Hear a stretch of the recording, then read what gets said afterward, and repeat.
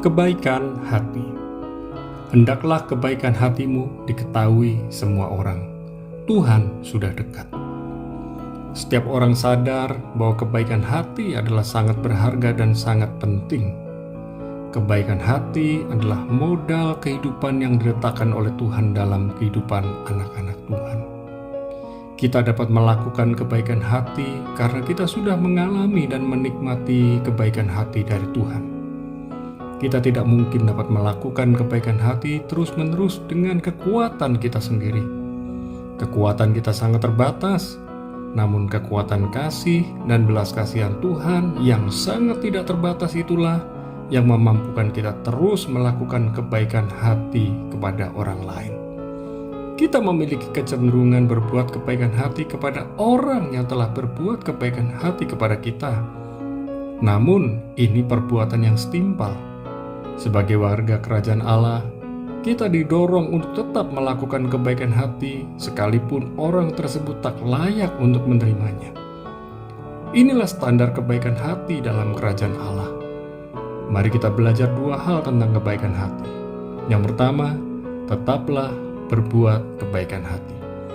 Mari kita terus melakukan kebaikan hati dalam segala keadaan. Kita melakukan kebaikan hati karena karakter Kristus ada dalam hidup kita. Kita melakukan kebaikan hati bukan untuk menyenangkan orang lain, namun untuk menyenangkan hatinya Tuhan.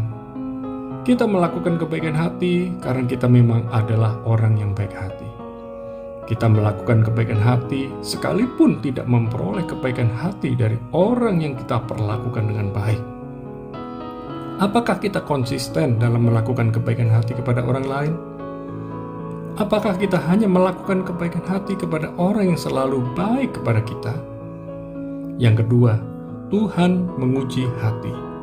Yeremia 17 ayat 9-10. Sesungguhnya Tuhan sangat mengenal hati semua orang.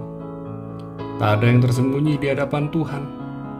Apa yang dapat kita sembunyikan dari hadapannya? Tuhan juga menyelidiki hati semua orang. Kita tidak dapat menipu Tuhan. Setiap perbuatan kita akan menerima ganjarannya. Oleh sebab itu, mari kita miliki hati yang benar dan baik di hadapan Tuhan dan semua orang.